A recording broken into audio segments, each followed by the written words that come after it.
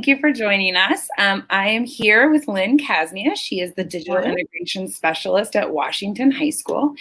And this session is focused on Google Meet and Google Classroom. So it will be determined, or what we talk about will be determined by your questions. It's a live Q&A.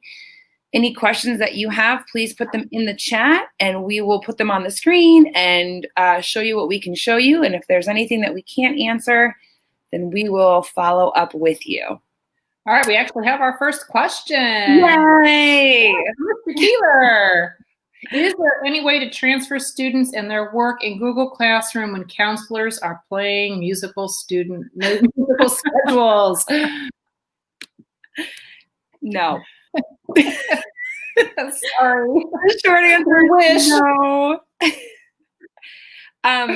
But the one nice thing is that all of their work will be in a folder.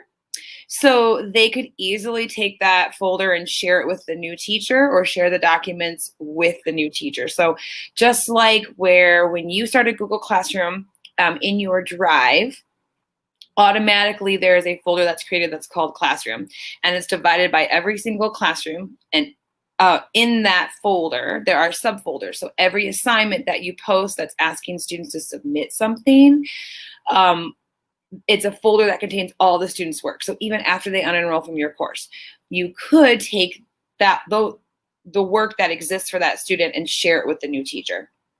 The student can also access their classroom folder and they could share their work that way. Oh, there's some more. Right, the easy one. We've got 2 cameras going, and I tell Tara what's going on, and she's there's 2 computers going for us to see everything that's happening. So that's how that is. All right, Jill, can students initiate a meet when we are not present? The short answer is no, if you're doing it correctly. So there are 2 ways. So Lynn, do you want to explain the 3 ways you can create a meet and the 2 ways that are the best? The easiest is when we do it through Google Classroom. However, this time it is not the most secure. The more secure of the 2 would be created through your calendar and then copy that link to your classroom. And then when you go to the Google Meet website and create it that way. Those are the more secure at this time. You're supposed to be getting an update that's supposed to make Google Classroom more secure than what it is. So students are not able to start their own meets. We have turned those controls off on the administrator side, at the Google admin side, basically. So they cannot create a meet. The meets that you nickname, the meets that are created with your Google Classroom, they will not be able to join until you are present. So the meet link stays up and they can click on it, but quickly they get this message that says, oh, this session has ended or this session is not available until you, the teacher, get into that session. When you're in that meet session, then they can jump in and be able to join it. The same thing happens with when you leave that meet. So when you leave that meet that's nicknamed or through your Google Classroom, you need to be the last one out of the room. And the students only have I know there's some loopholes, but really, I mean, within 30 seconds, the meet link shuts down and the students are not able to jump in as soon as you're out of that room. The problem with calendar is it can stay open and students can jump back into that meet because it does stay open. So, right, exactly. There's these kind of pros and cons. I would stick with nicknames or Google Classroom initiated meets. If you're having problems with the students sharing the meet, because I know that's been going on with some behavior issues, regenerate that link every time. And then only show it for maybe 10 minutes and then take it off the screen, or 5 minutes. Because there's ways that you can make it visible and invisible to your students on Google Classroom. Yes. All right. So is there a good way to share Google Slides already in the presentation mode? So I guess my question would be, if you don't want students to see the editing side. So for example, what I'm sharing right now is shared in present mode. So you can, let's see if I can let's see. I don't know if I can make this bigger or not. It's not going to change my URL though. So basically up here, if you don't want students to see, let's go here to the open the editor. All right, so this is what we call the editing mode. Some people want students to see the editing mode of Google Slides. And so what you can do is you can erase everything up to the very last / where it says the word edit, and you write the word present. So you get rid of everything on the far right of the URL up to the word edit, and there's a / right before the word edit. Erase all that, type the word present. When you hit enter, my computer's being slow. Of course. This is what people see who have that link. You would share that in your Google Classroom, that URL. So then you would highlight this whole thing and share that into your Google Classroom versus attaching it as a slideshow. Someone asked about, will there be a tutorial about how to move students from Classroom to Canvas? So as of right now, Classroom is our official LMS. If you are choosing to use Canvas, unfortunately, we are not, it's not that we're not supporting, but IT is not going to be supporting troubleshooting with Canvas right now, and your DIS may or may not be well-versed in Canvas. So the support that we are offering is for Google Classroom. If you're choosing to use Canvas, that was part of the guidelines, where that you had to provide information for students. If there's a time when we are able to offer support, as Canvas being another one of our sponsored or official LMSs for South Bend schools, then we will gladly provide all of those resources. All right, Dawn, and this may go back to answer somebody else's question about how can you see your slides, chat, students all on one screen. Dualists. That was is it an add-on or is it an extension? It's an extension. And I don't have it on mine because I don't use it very often, but one of my teachers have it. They love it. You can split your screen so you can see the presentation and you can see your class and everything else. And your DIS in your building, I actually got an email from another DIS about this particular extension, and it's called Dualist. I don't know the spelling off the top of my head. I haven't used that one. That was something that I didn't know about until just recently, and I was in Google Meet. So let's go ahead and let me see if I can pull up a Google Meet without this causing too many reverb problems, right? Right. So when you have a Google Meet open, let's go ahead and just start a meeting.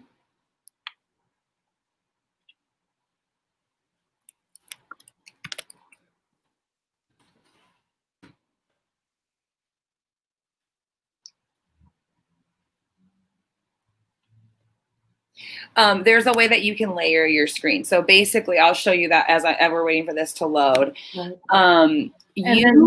Go ahead. I was going to say, go ahead. I was going to answer another question while you were getting that set up. Go for it. Okay. Dale, as long as it says, is there more than one, can you have more than one person speaking at the same time on a Google Meet? If you are unmuted, everyone can be talking at the same time, which is not necessarily the best thing in the world. But yeah, if there's 4 people unmuted, you can all talk at the same time. Okay.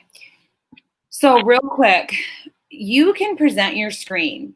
And so there are a couple different options. You can present your entire screen. That means everything that you see. Or you can just do a window or a Chrome tab. A window means that if you have things that you want to open, like other links or it's hyperlinked, then it stays within that window. A tab means all you see is what is on that tab. So if you click away from that tab, your viewers will not, or your participants will not see that. So what you could do is when you hold this down, the tab at the top in Chrome, you can drag it out and create your own window with it. So what I would do is then say present now, present a window. You're going to then choose the window that you would like to present. You click share. So this is going to get kind of weird because we're doing a meet with a StreamYard. So it says I'm presenting. Yes. And so what I'm presenting is this, but I can change the size of my screen, or my window, I should say. And then I can keep this on the chat. And you'll see that then I can see by layering this over, I can see what the chat is. And I can see like my people as well. I just won't be able to see this screen, which doesn't matter because it just says you're presenting. Right. So I do that with a layering option if you don't want to install dual list. So you'll be able to see what it is that this is what your viewers see. Yeah. And then you just layer over this. And dual list kind of basically does this for you. Exactly. So you know, it's just one click of the button. It takes a little bit of getting used to how to work it, but so those are your two options for that. And it's also it's kind of nice because when we on the Mac we have the ability to split our screen by holding down this green button. But when you do that, some of the controls shrink, or maybe you don't get everything on the same screen the right way. Next question: how do I make Google Slides editable when sharing them? Kind of depends on, do you want them to have their own slide to edit, or do you want them to have all their slides edited? So if you just want students to edit their own copy, it would be students make a copy. And then within Classroom, when you share it, you have a little drop down, and maybe Tara can show that in Classroom where that drop down is for making an assignment and how they can edit it or view it or make a copy for each student. You have a copy open by chance? And so it's when you make the assignment is when you have to make that decision based on how you want the students to do that. And Tara will show you that in just a second.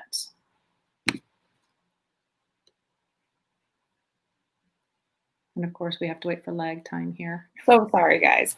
The other thing about those of you guys who are mentioning Canvas, I see those comments. We do see those. Again, you're going to have to speak one-on-one with your DIS about whether or not they have Canvas training for you. There is a course called Kung Fu Canvas. There is lots of things within Canvas on that pd.sb.school that we offered starting in May. So if there's something that you would like to learn about Canvas, you're going to have to go look through there. I would suggest that that's your starting point.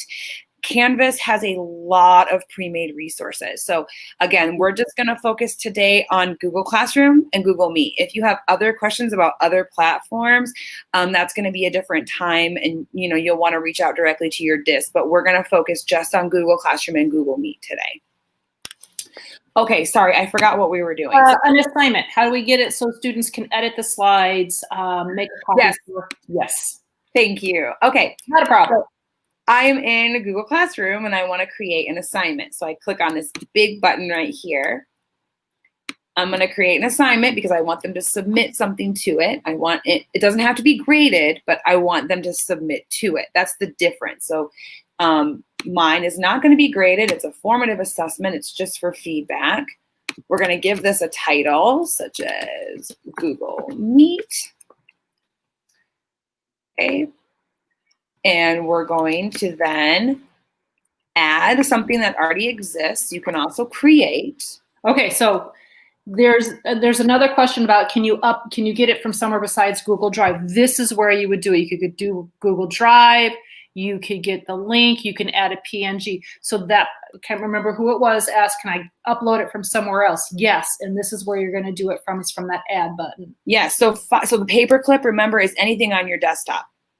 So this link for the person who asked about present mode, use link because you want them to have a URL. You don't want them to have the file that's in Drive. You want a link to a URL.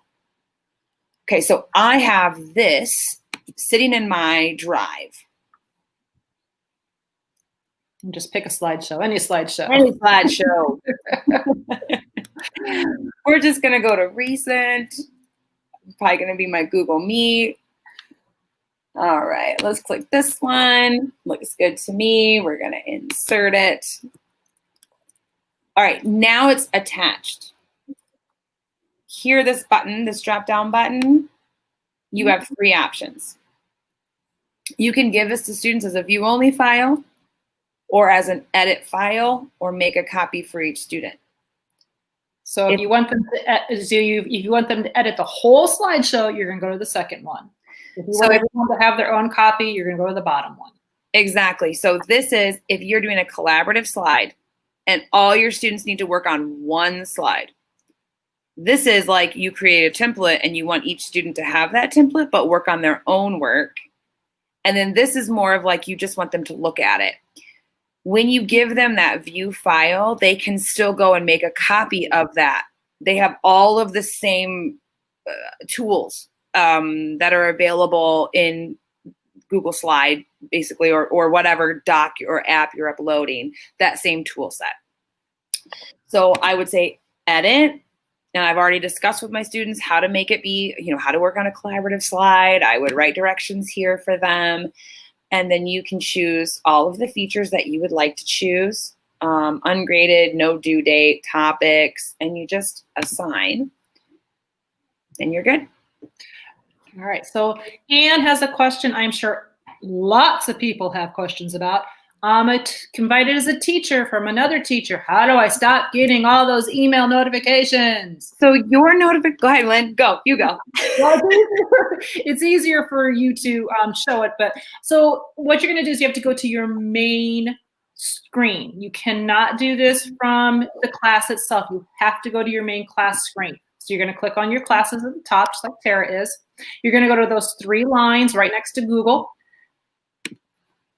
There it is, and you're gonna go all the way down to the bottom.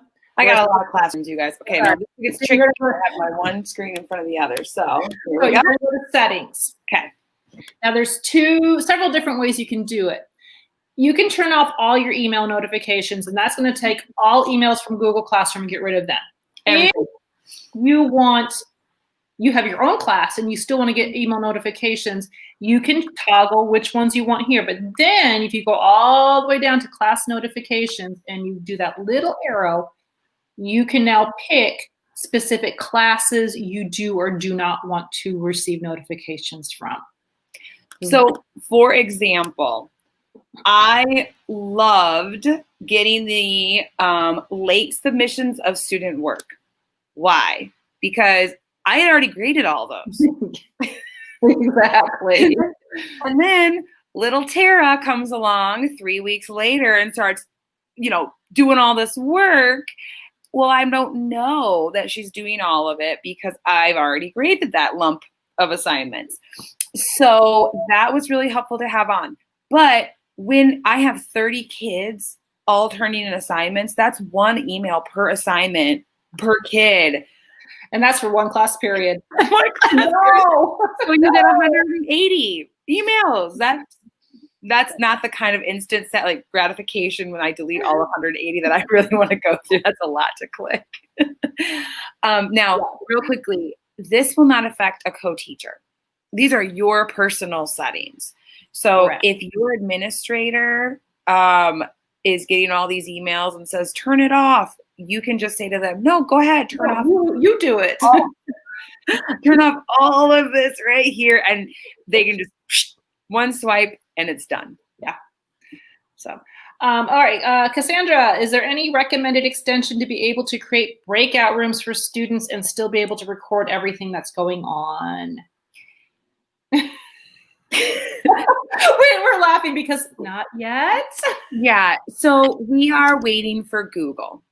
I will let you know that when the breakout rooms are released from Google, we are getting them. We ensured that we will get them.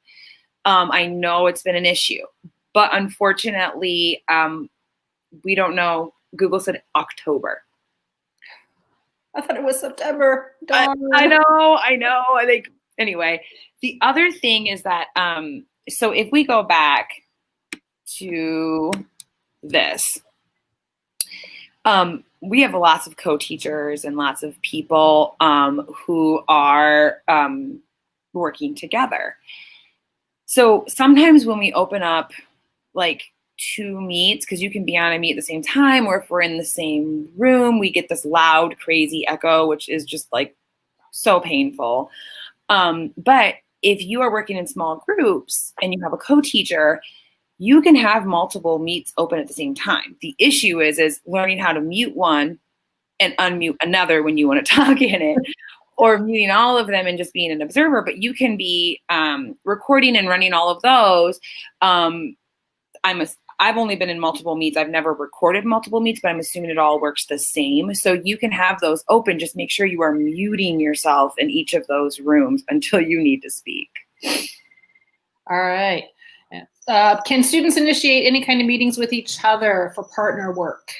That will be coming when we do the breakout rooms. Now, can they work around it and probably do it if they really try hard? Probably. Yeah, there's lots of ways that kids are collaborating online, I think. It's whether or not they're using a platform that's monitored by school stuff or not. Yeah. I mean, I know my students FaceTimed with each other or used like video calling apps on their phones to do homework. You can use things like back channels where it's written, but like if you watched the Michelle Eaton presentation, she talks about using that with Google Docs, and then at least you can monitor it. But I mean, kids are going to be communicating and doing breakout stuff all the time. But whether it's under our control for small groups and collaborations, that would be a breakout room. And that will be hopefully October. Fingers crossed. But again, they could be working with a all on one doc, Google Doc that you start. And so you can see the chat back and forth to them or the images that they drop. And that could be monitored by you. It wouldn't be verbal communication, unfortunately, but at least it's something.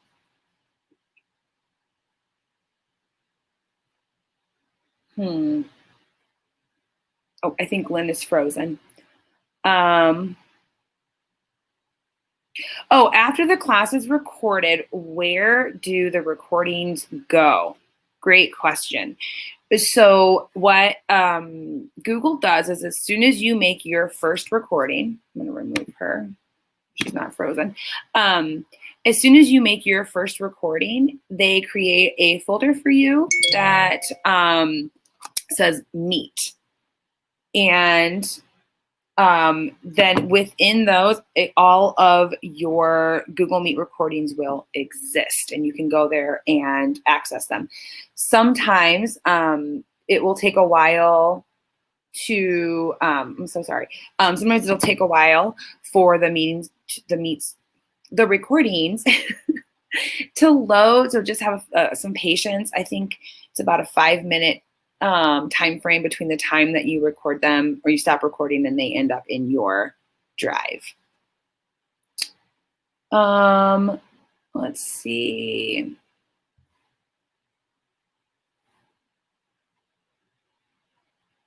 Is there a way to see a student view of an assignment submission page in Google Classroom?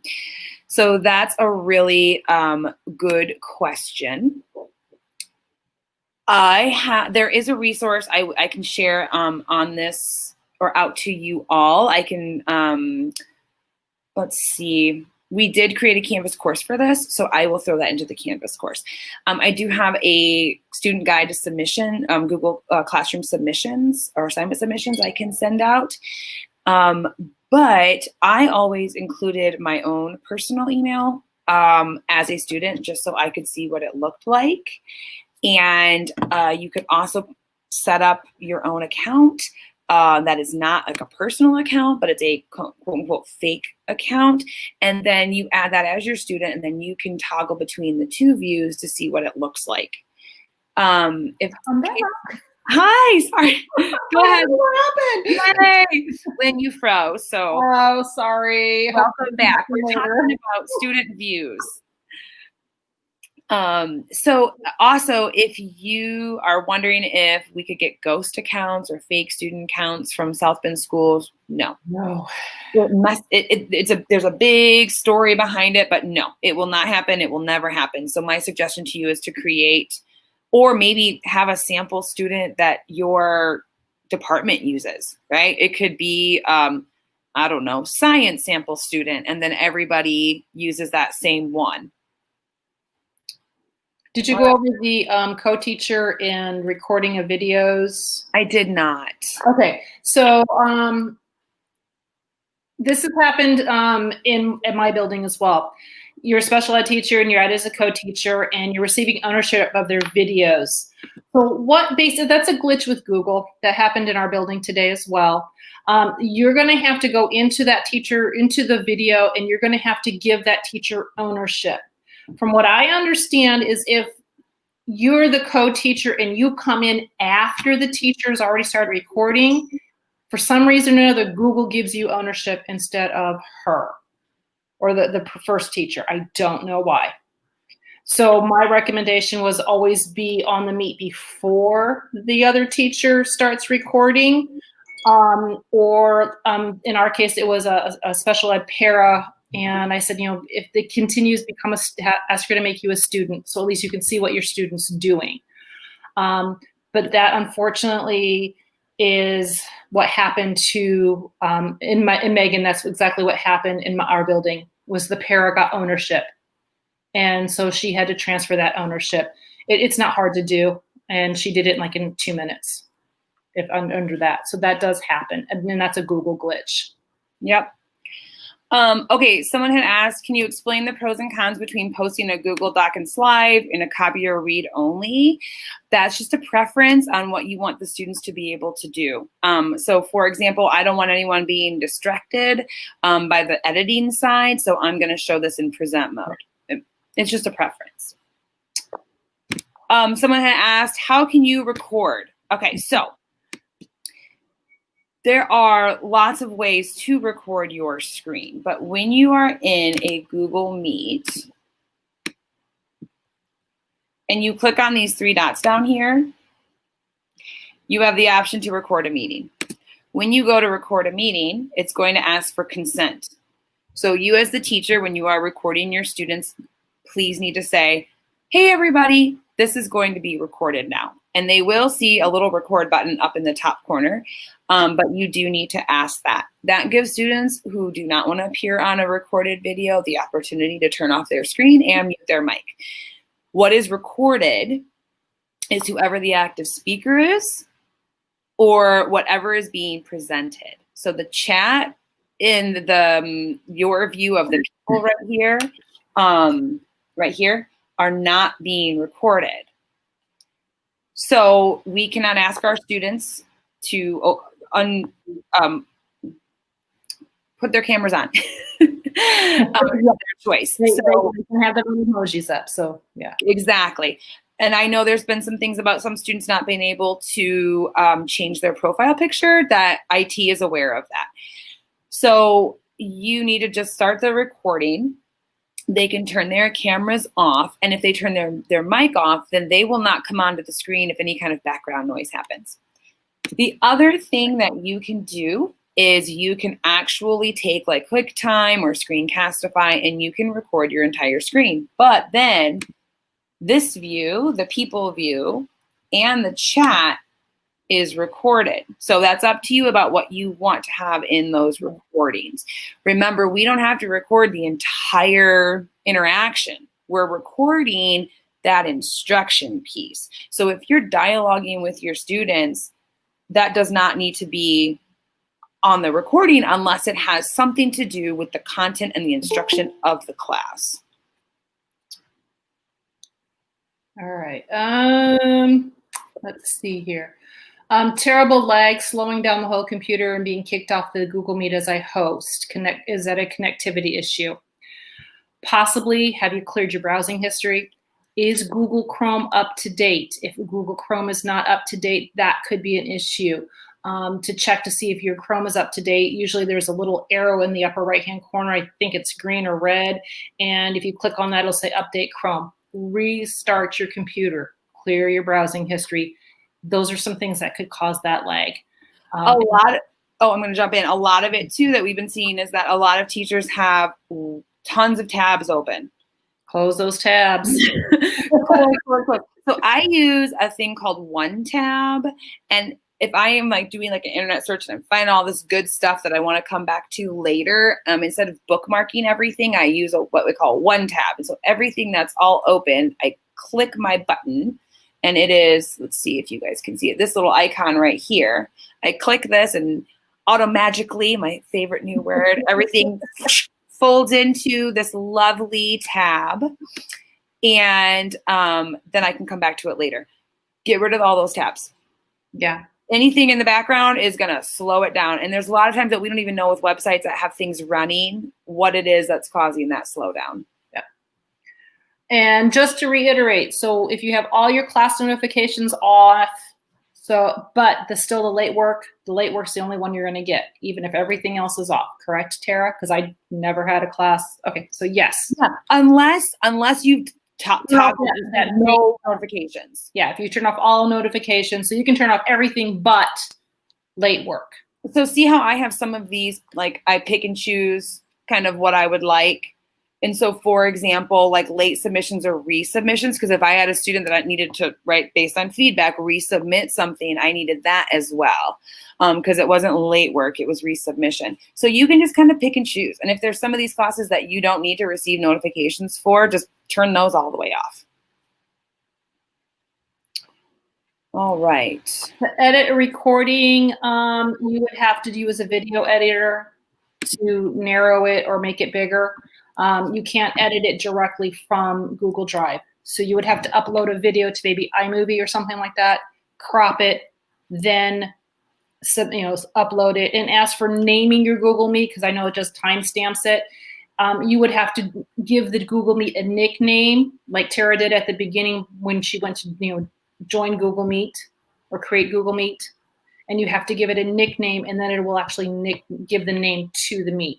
But recording it through Classroom, like most of us are doing, you can't really rename it unless you rename the file in the folder itself. Yep. And someone asked that too. I always just, with Mac, since we have MacBooks, we have the whole suite of Mac editing and applications. So if you don't have that, then you'll need to go up. Let me see if I can, over here.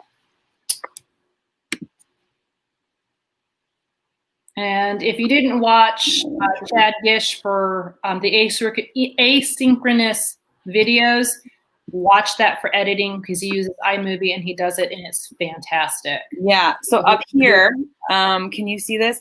You'll have where it says install software, and that's how you get all of those apps that maybe you don't have. But you can get your iMovie, and then you can edit it there. That's my favorite. It's so easy to edit in iMovie. It's very easy. All right, this is a question for you, Miss Tara. Yeah. I build an assignment and select the classes, then assign, and it assigns it to all classes. If I need to edit it, I have to edit each class individually. Is there any way I can edit everything at once? So I want all my Algebra 1 classes to do this assignment. I messed up something. Do I have to change every class's assignment after I've... Okay, so the attachment, if there's a typo in the attachment, you do not have to do every single one, because that one document is attached. But I don't think that's the question. I think there's a typo in the assignment itself. From my experience, you have to go back in and change every single one. Because once it's, now you can post to multiple classes at one time, but once it's posted, it's unique from my understanding. If anyone has done this, please. I have gone into all of my classes. Like if I have I usually had like about 3 different classes or 4 different classes I prepped for every year. So if I would just go into every single class and I would have to just re-edit everything.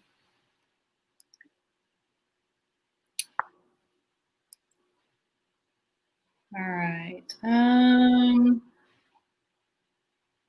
See, Alfonso, just having 2 or 3 tabs open shouldn't slow down the Google Meet in any way, shape, or form.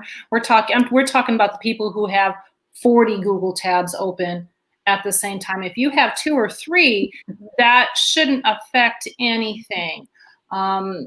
So though that's, your Google Docs, your slides, that shouldn't affect the speed of your meet. Yes. Hey, someone had asked a couple questions about recording office hours. Yes. Well, if you're meeting with students one-on-one, yes. Yes. Yes. But if it's something where you're having office hours and like you have a big group of students and they're just asking questions, no, like if that's like a check-in. But if it's like a one-on-one thing, yes. Absolutely. One-on-one, I would never not record that. From what I understand, it's supposed to be your direct instruction.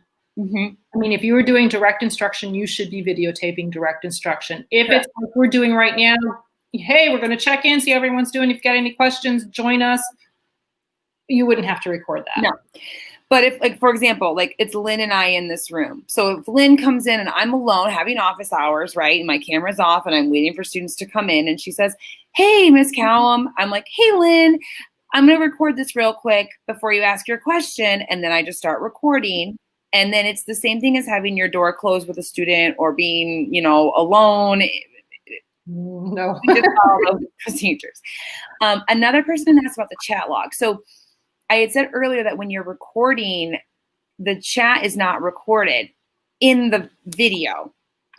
You will be sent a transcript of that. So this is another way to take attendance. You just have everyone type their name in, and then that chat will come back to you and you'll see everyone's names. You could do it at the end of the class where you say like, okay, everybody, like quick, type your name in if you don't want to do it at the beginning, because that transcript will be sent to you. Correct. So yeah, someone had said yes. Again, just let me clarify. If you are one-on-one with a student, record. If you are doing direct instruction, record. Anything that is kind of like, hey, we're just having a check-in, we're just having a conversation about misunderstandings or clarification. Well, that's, that doesn't have to be recorded, but you have unlimited space in your drive. So when in doubt, just record. Yeah. Someone had said, you're saying that it's the SBC policy that a student does not have to unblock their camera and unmute their mic. Correct. Yep. It's in the guidelines. Yep. There's nowhere in the guidelines that says that students need to or must unblock or show their camera and unmute their mic. We ask that students participate fully. And if there are reasons that students do not want to turn their camera on or turn their mic on, to communicate directly with the teacher. We are not asking that the student give their personal information or too deep as to why. We're just saying that if I were a student that was uncomfortable for whatever reason showing my camera, I would say to my teacher, Ms. Kasniat, I am not gonna show my camera, and I prefer to mute my mic while you're recording. Just wanted to let you know, personal reasons. And then she would write back and say, great, thank you for letting me know. Right. And if you are trying to assign points to camera usage, you please stop, because that is an inappropriate use of points. Yes. Even if it's extra credit. Did we answer about, do you have to make a folder when you record your Google Meet? What happens to that recording? It goes into a folder that is called Meet Recordings that is automatically put into your drive. Automatically. One more time with that word. And the folder is created automatically, so you do not have to worry about creating anything for those recordings. Google takes care of that. Yeah, some people are saying that there's still lags. I'm sorry. Again, now that we're home, everyone's internet is different. Everyone's signal is different. I mean, I noticed that my internet has drastically changed since March. Drastically. Before, we would be able to have, a couple devices on at my house, no problem. Now at my house, I have to go around and turn everything off because, my TV's using the internet. The tablet that's sitting on the shelf is using the internet. My printer's using it. Everything is sucking. And then my neighbors and then my other neighbors. So, it could just be your signal and your area. I would suggest if you have stuff at home that's running on the internet, try turning it off. Something I said to my son today, I'm like, hey, I have to do this live presentation. I know you're turn everything off so I don't have you sucking any of my signal up. I know. It's pretty funny when we go around the house and have to figure out what it is that's it's causing the problems, and sometimes it's because we've left something on. Exactly. Yeah. Heather, as far as I know, there's no limit to the number of recordings in your Google Meet folder, so Nope. You're good to go. We have education accounts, so our drive is unlimited, which is another reason why you should be saving everything into your drive and not on your desktop. Can we make a document camera using our phones? Absolutely. Take a picture of it, upload it. You use your phone, hold your phone, and get your little stand, and absolutely. Oh, go ahead. Oh, no, you're fine. I said there are some pretty if you don't have like 2 screens, or if you want to do a document camera, they can get really costly. But everything that you have, like your phone, is a powerful, powerful machine. So sometimes it's just about creative, like how are you going to hook it up? And there's so many fun things on Pinterest and the internet of like teachers who build these awesome contraptions with their phone, or how to connect it to their computer. So yeah, there's lots of ways to do that. As far as getting your own webcam, I would say try your phone first before going out and purchasing like a document camera.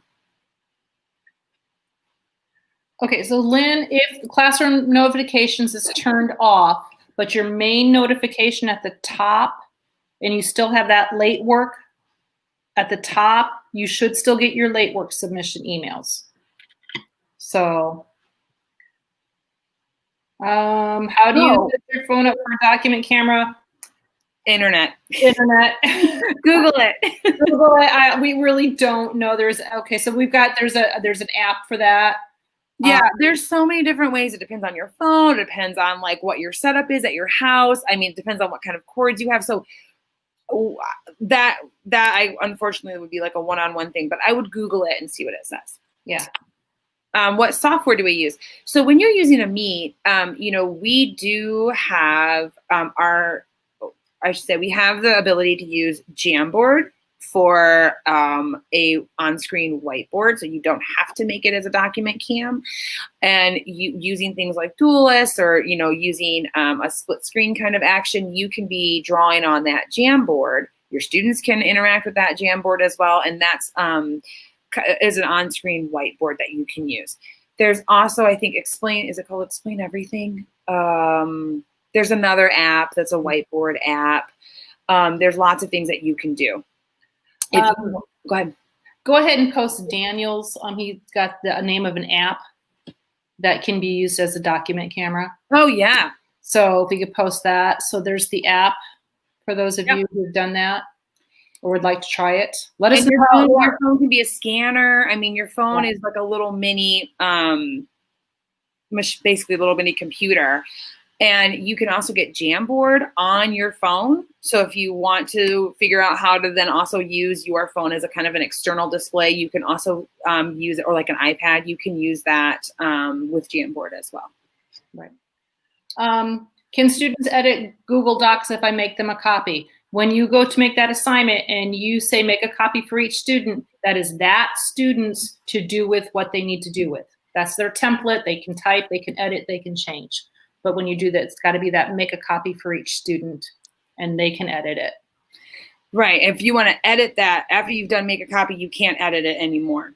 It doesn't stay live anymore. So the same way that if you attach something and make a change to a document that you attach, it will change on their end. But if once it's make a copy, the editing permission, or I should say the live kind of link to those revisions, are over and done with. Nate said, okay, let's read what Nate. So Nate, good idea. You could just get a stand for your phone. Right. Exactly. Like people construct like these books and things that go over their computer. And then yes, you could join the phone, use it as an additional display. Some people record with that and then they upload it. They kind of have it over their screen so then they can draw on the board. Wonderful idea. Yep. In Classroom, there's an option to email guardians. If the guardian has been invited but haven't accepted, will they see the email? Not until they accept the invitation. Once they accept it, then they can see things, unfortunately. Yes, and I will say, please, if you have parents who have tried to join as a student, you need to remove them and put them as a guardian. They are not to be a student. Now, obviously, I understand that some parents are engaging with their student on Google Classroom and helping them out, right? But you should not be communicating with the parent that way. So, for example, my 5-year-old who can't type wrote a comment to her teacher. I'm the one that's typing it, but it's my daughter's comment. So when I want to communicate with the teacher, I email separately. Right. And then the guardians, if they have to go in and set that all up, there's nothing more that you do than put their email in. After that, it's all on them. They set up their preferences. They accept the invitation. Any troubleshooting is not on you. It has to go into Google. They need to research that because there's nothing that you can do after you've put their email in and invited them as a guardian. Brianna, for you're the only one to see. No, when you're in a Google Meet, so it's when I have groups, is there a way for only me to see all the students? Unfortunately, no. If everyone's in the Meet, gets to see each other. So you would have to tell them they have to turn their camera off, but their name's still going to appear there. So they're going to know who is in that group as well. That's just the way these things work. Kelly, I would have to actually look at your notifications to see what's going on. I can't answer that without seeing what's, things. And then transferring ownership. You have to open the Meet Recordings folder. You click once and then on the recording, and there's going to be 3 little dots in the upper right-hand corner. And then when you click on those 3 dots, you'll be able to change, it says share, but then when you get to that share button, you're gonna change ownership. And I don't know if Tara's got a recording she can pull up and share. I don't have a recording, but I want to see without showing too much of my drive. So if you're let's see. Let me stop sharing this real quick and then I'll find, okay. So we'll do it this way. Okay. So let me find that real quick. Some of you guys are sharing some really awesome apps in the chat. Yes, please continue to do that. We are a group of learners and sharers. So I know David just shared Cam Scanner. I love Cam Scanner. Yeah. And Ben shared Rocketbook. I've never used that one. But if he's recommending it, then I'm sure it's good. I mean, Tara, if you can't get up a Google, I've got my recordings that I can show too. I pulled it in there just when the show. I just wanted to kind of save my very, very full drive from all of you. Well, I'm just pulling up the Meet recordings here. Okay, so here we go. So I have in here, you'll see that it's my drive.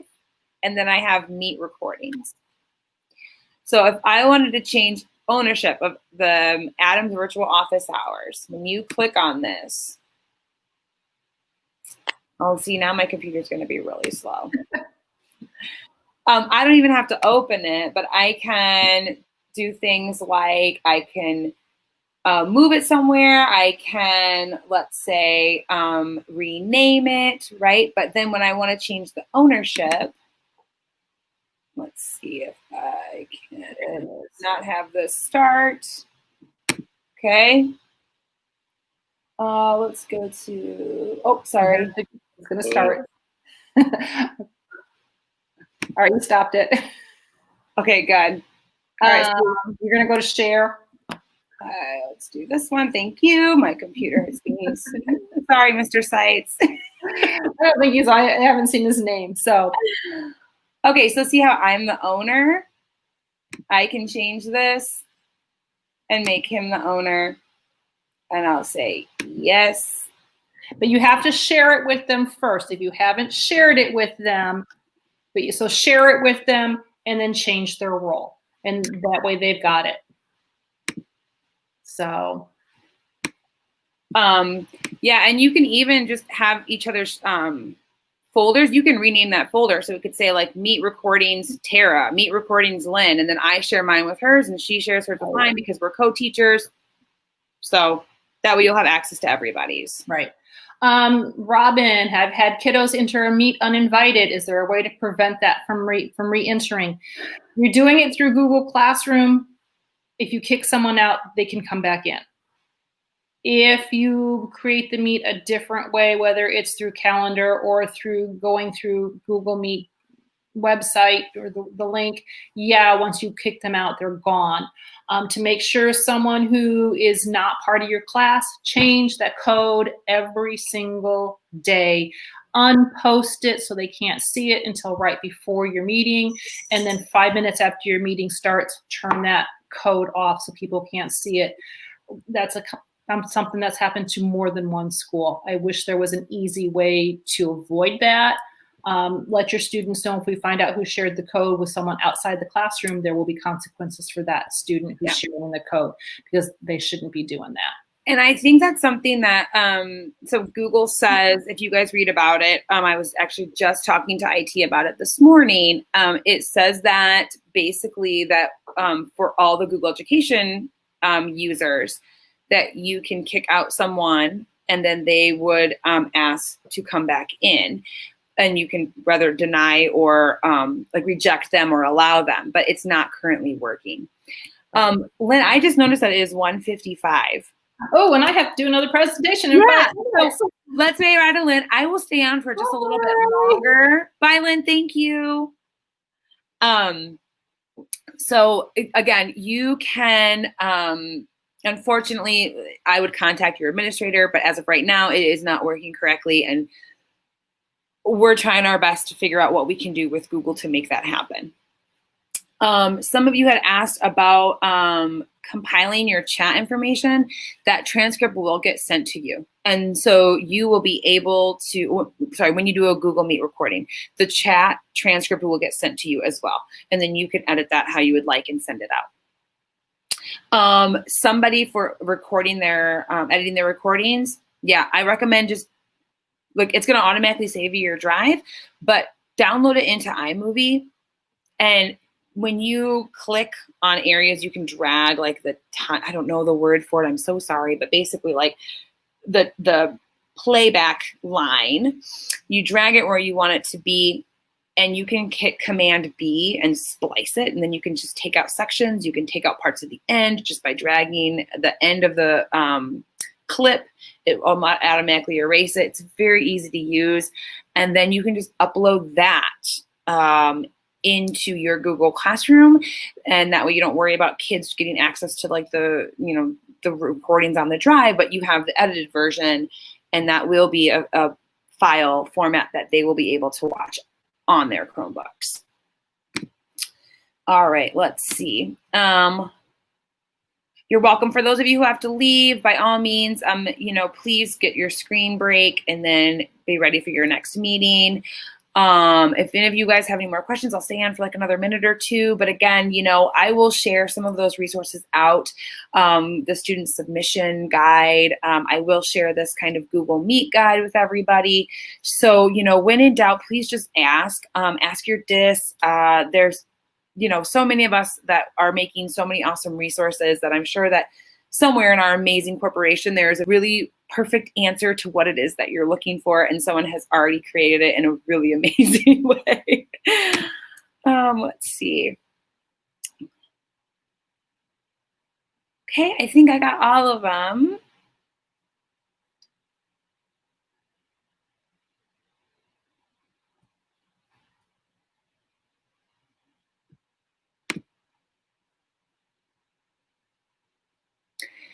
Should we be limiting who has access to our videos that we post? If you're using Canvas and not Google Classroom. I have never put like limitations on anything in Canvas. So I would talk with your DIS one-on-one about that one. The way that I understand is that, since our classrooms are, or LMSs, like our Canvas or our Google Classrooms, are a restricted space. Only the students that we are allowing in that room to be in that space, or that space to be there, that we shouldn't have to limit anything. I wouldn't post stuff that we probably don't want other students to see, you know, conversations between you and other students that maybe are just kind of banter or, you know, personal conversations. So as long as it's within that realm, I think it will be okay because, you know, everyone's part of that class.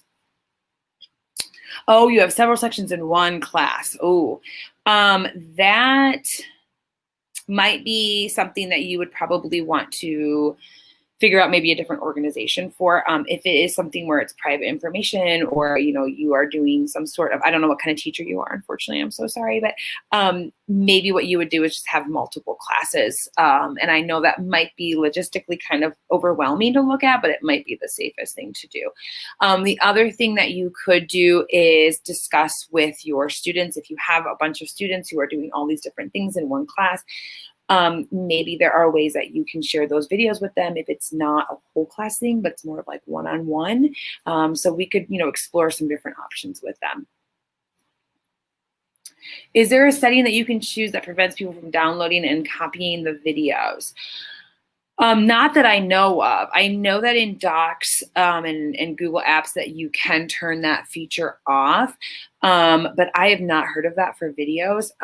So that is pretty interesting. The thing that you could do would be to upload them to to YouTube, and make it be a private YouTube channel. So you can make your YouTube channel unlisted, and then no one can do anything with those videos unless they are the owners of those videos. So that might be a solution to have something like that if you were going to do, if you were worried about that. There's lots of other ways that you can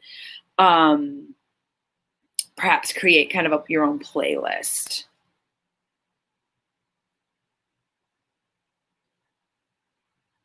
Oh, I'm so sorry. You said there is a setting. Oh, wow, great. I would love to learn about that setting.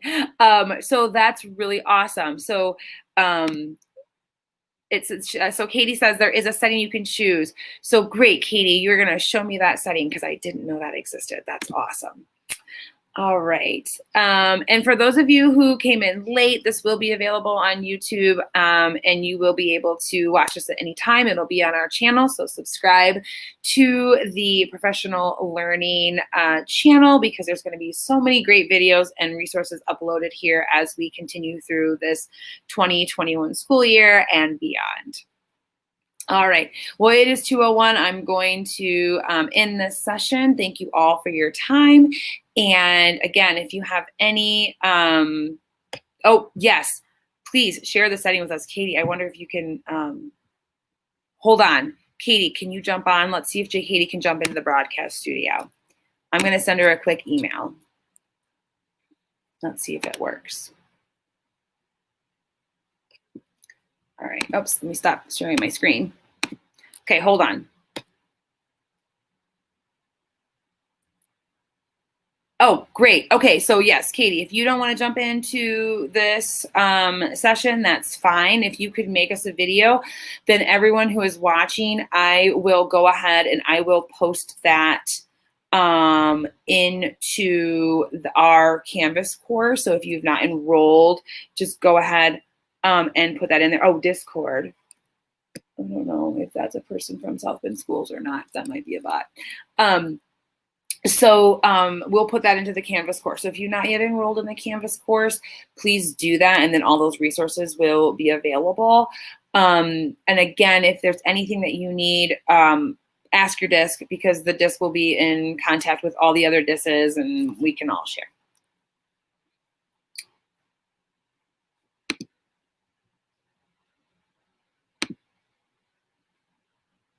Okay, thank you guys so much, and we will see you soon.